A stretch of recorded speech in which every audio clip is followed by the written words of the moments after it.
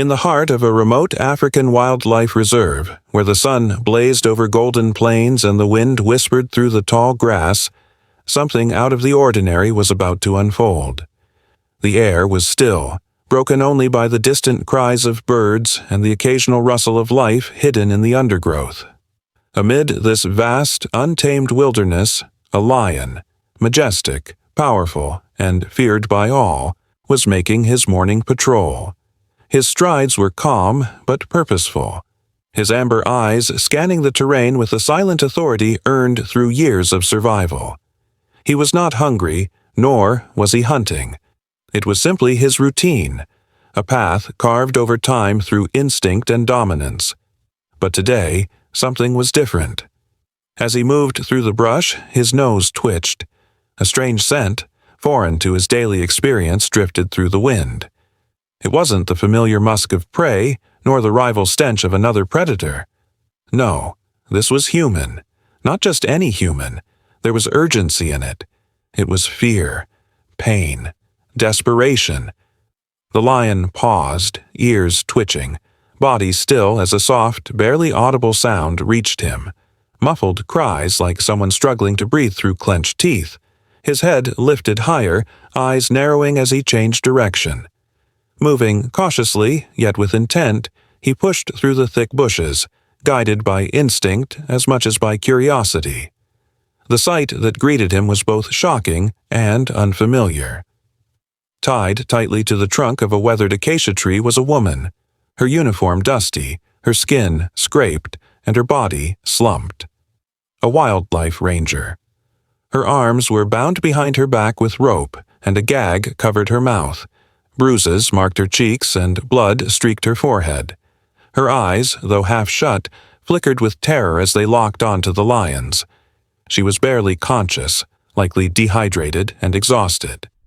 Her presence in such a vulnerable state was unnatural in this dangerous place, and yet here she was, alone, helpless, and hidden deep in the bush. The lion stood silently, just meters away, muscles tensed, but not in preparation to pounce. He was watching, thinking in his own primal way, processing what he saw. The scene was wrong, disturbingly wrong, and even a creature of instinct could sense that. The ranger let out a weak sound, a soft whimper that carried both fear and a silent plea for help. The lion took a step forward, slow and steady, his gaze locked on the woman. For a moment, time seemed to stop. The savanna held its breath.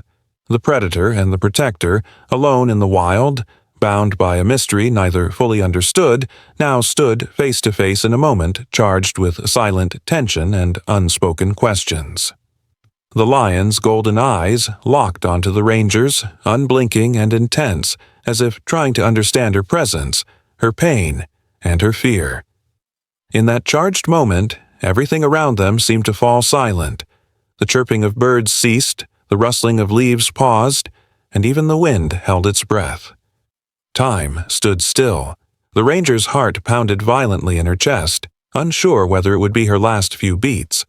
She couldn't move, couldn't scream, could only watch with wide, tear-filled eyes as the massive predator stood just feet away.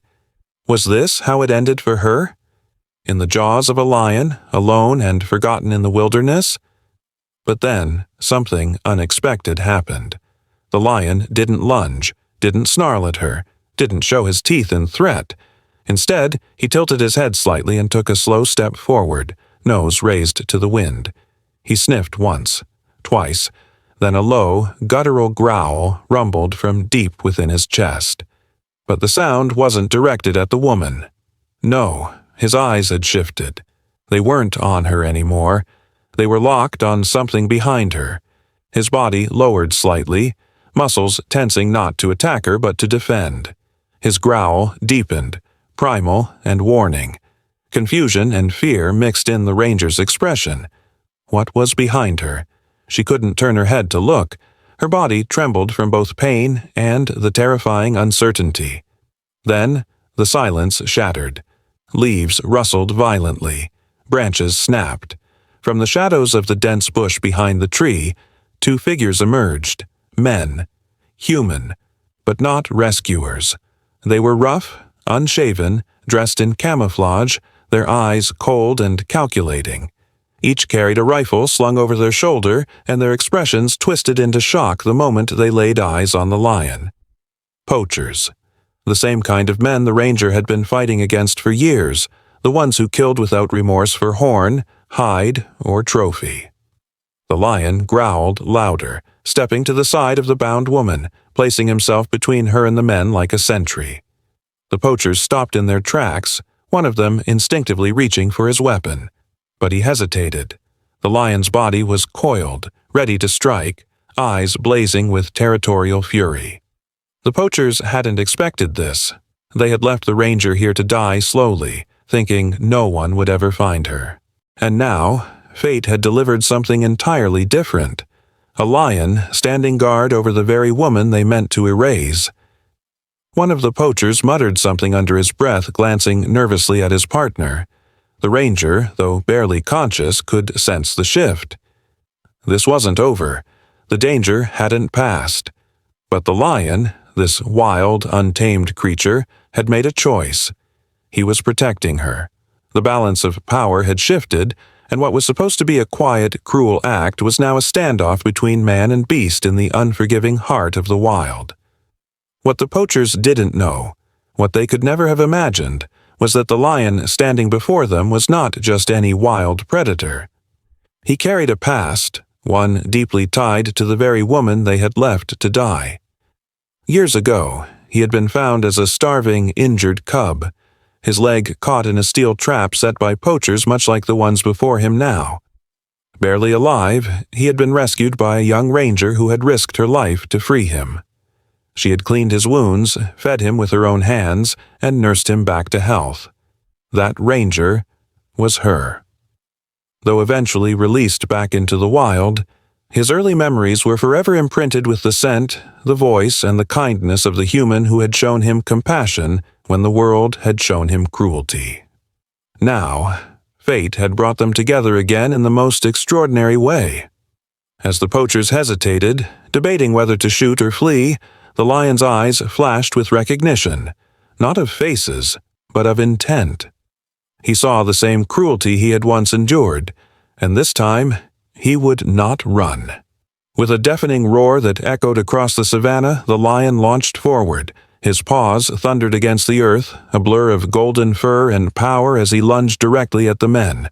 One poacher panicked and dropped his rifle, stumbling backward in sheer terror before turning and fleeing into the bush without a second thought.